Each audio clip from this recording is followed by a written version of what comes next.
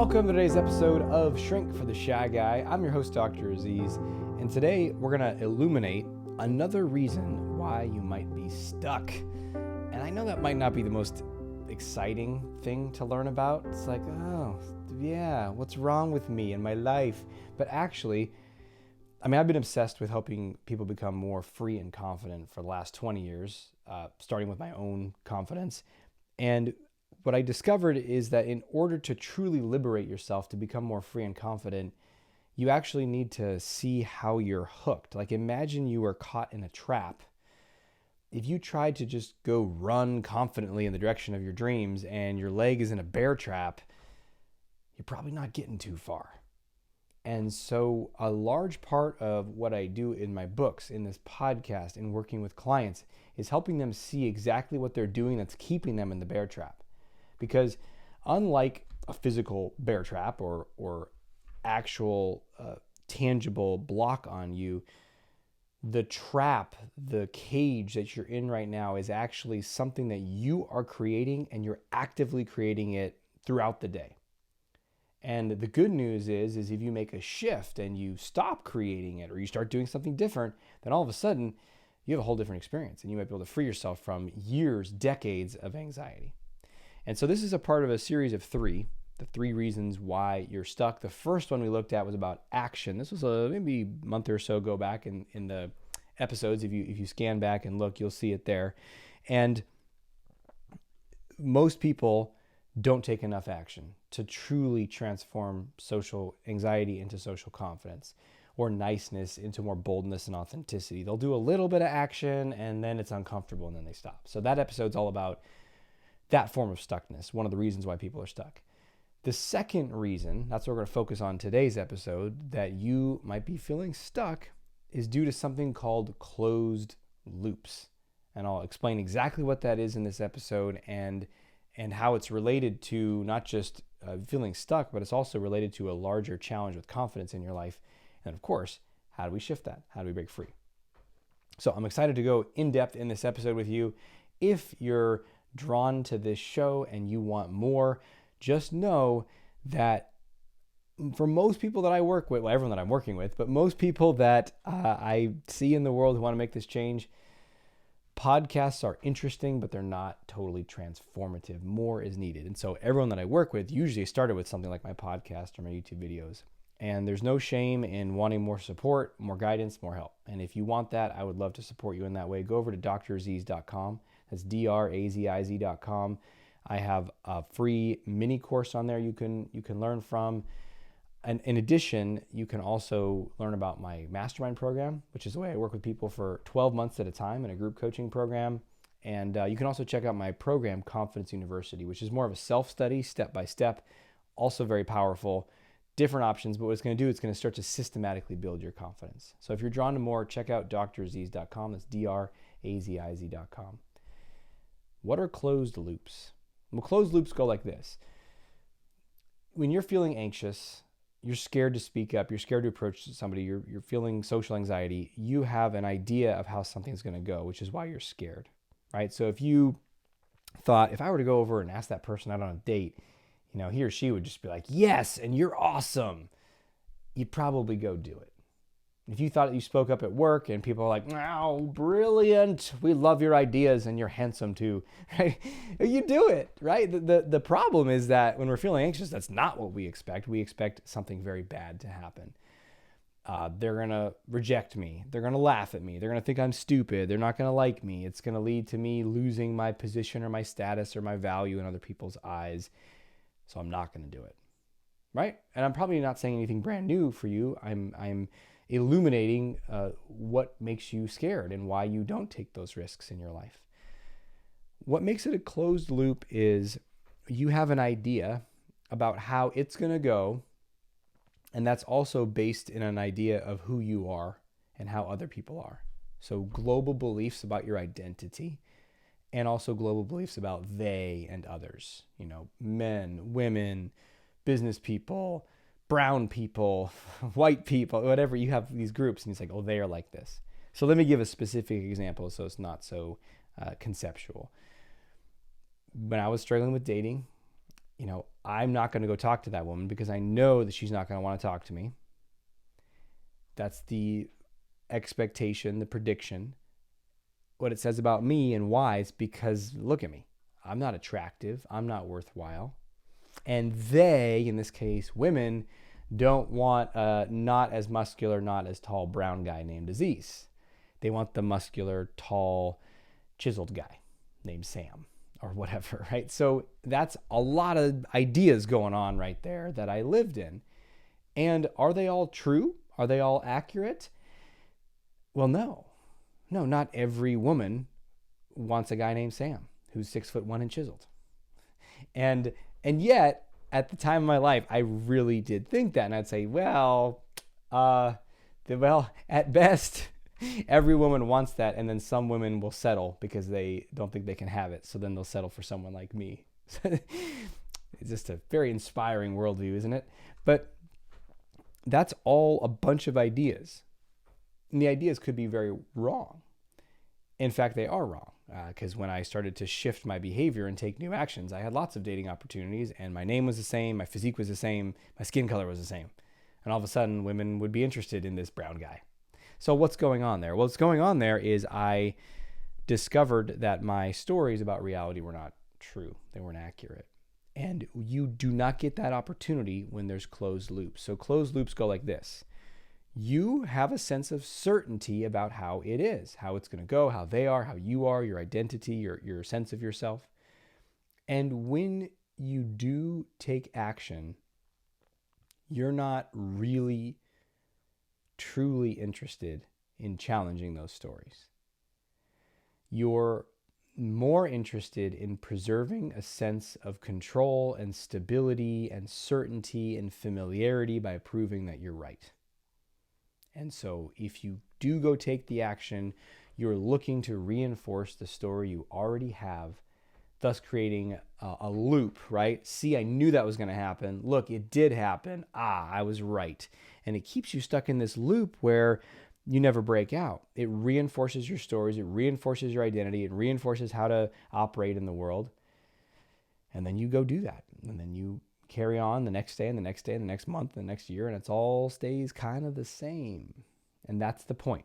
That's the purpose behind this closed loop pattern, is to keep things the same, keep things familiar, keep you safe, or so it seems, and live a smaller, more downsized, more in control, I would say life, but more of an experience of survival.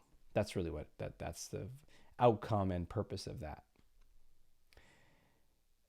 Now, most people aren't actively saying to themselves, I'm not really going to try because I really don't want to change my viewpoints, my negative views of myself. I'm going to go do it poorly on purpose and get a negative result and then stay with my old identity because it makes me feel safe. No one's saying that consciously. People are not even thinking that consciously. People say, no, I'm really trying. I really did give it a shot.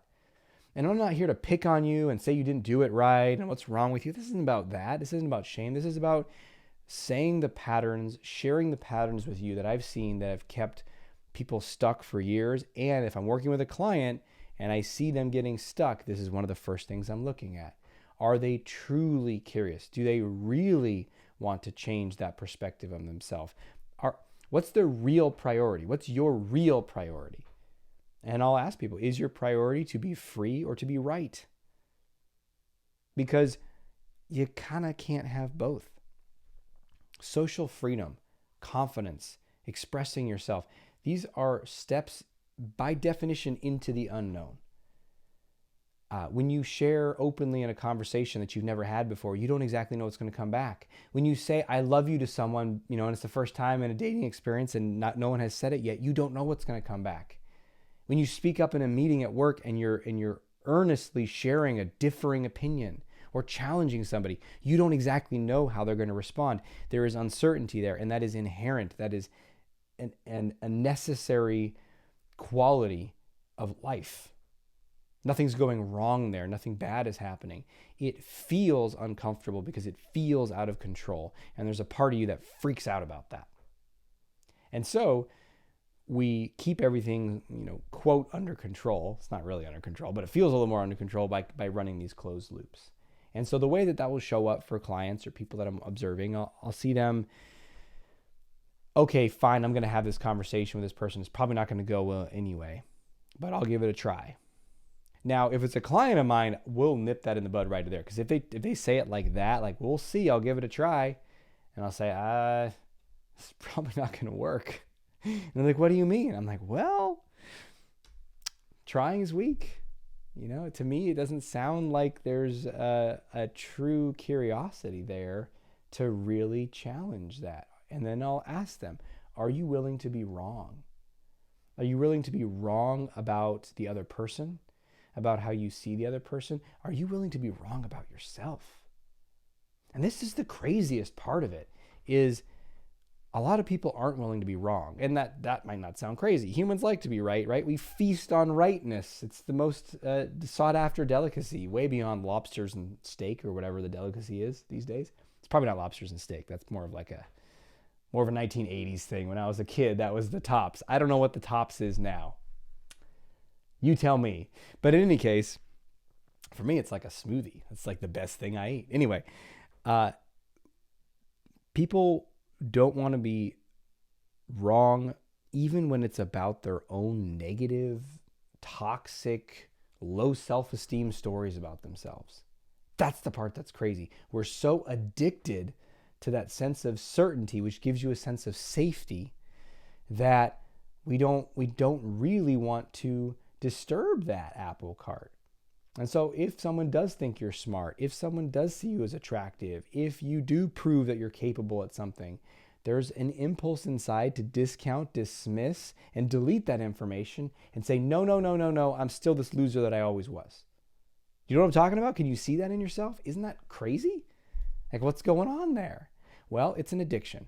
And in any addiction, sometimes when people are in the fun phase of addiction, they call it partying, right? And then eventually it becomes just like, oh, it's an addiction and it sucks. But, a lot of this, the lifespan of an addiction is not the fun partying side of it. It's like I need to take this drug to feel normal or to numb out the pain that's in my life. That's kind of the longest period of addiction for people is in that stage, which is a little less glamorous than the party stage. And that's kind of the stage that you might be in with these closed loops. It doesn't even feel good to have that terrible identity and think you're bad or poorly of yourself. It's not even making you feel good. It's just, if I stop doing this, I'll die. And that's how the person who's addicted to alcohol feels. When they're the kind of person who's waking up and drinking just to stop their hands from shaking. They're not partying. They're thinking, if I were to not drink this, I would die. And in some cases, depending upon how severe the alcoholism is, there's actually potentially truth in that. And that's why, unlike other drugs, they don't necessarily cold turkey alcohol without medical supervision and stuff. The good news is that I'm using this as a metaphor for addiction, but the addiction to certainty is not fatal. It is not going to kill you to step into uncertainty as much as it feels like it's going to. And really, it's all a bluff by your safety police, by the part that's trying to keep you small and in control. And when you challenge that bluff and you step into that unknown and you say, I don't know how it's going to go, and I'm willing to be wrong. And maybe a better way to say that doesn't challenge your ego so much is, I'm willing to discover something new about myself. I'm willing to discover something new about the world, about other people, about women, about men, about old people, about brown people, about kids, about something new. I'm going to discover new information that's going to expand my perspective, and I'm willing to humble myself and say, wow, I didn't know that. Wow, I learned something new. Wow, who I thought I was wrong. And this isn't always negative stuff. We cling on to old identities that are not necessarily even bad, but just, it's like, that's how you were. Oh, I'm into this kind of stuff, or this is the kind of person I am, or this is what I do. And maybe that isn't true anymore. Maybe that was true 5 years ago or 10 years ago, and now you're a different kind of person. You're into different things. You have different viewpoints, different political points, different hobbies, different friends, different passions. Let it upgrade, and then let it upgrade again. Shatter those closed loops. Let them be wide open and discover your life fresh right now. and see what really happens. And that brings us to our action step for today. So your action step for today is, this is what I will encourage clients to do, is to take an action, which we talked about in the first series of why you're stuck, not enough action. So that's why we end these episodes with action steps. That's why every Confidence University lesson has an action step. That's why my mastermind, we celebrate action at the beginning of every call, because action will set you free. And when you take the action, here's how I frame it with clients. It's an experiment. Let's see what happens. Can you let go of the agenda, right? I'm going to go talk to this person. It better go well. They better get the raise. Everyone better applaud what I said. Think I'm smart. It's like, I don't know. I don't know if they're going to applaud you. Probably not. But what's going to happen? Let's see it as an experiment. Experiment, it goes like this. There's a stimulus. What's the response? You know, we test A. What is the output? Oh, interesting. And just kind of be playful with it. Imagine some people with a clipboard standing there with lab coats being like, okay, interesting. Marking some things on a clipboard with some check boxes. Right? See as an experiment. Discover what happens. Let yourself be surprised and wowed and delighted by life. And then life gets a whole lot better and you get unstuck. So thanks for being with me today. A pleasure as always. Until we speak again, we have the courage to be who you are and to know on a deep level that you're awesome. I'll talk to you soon.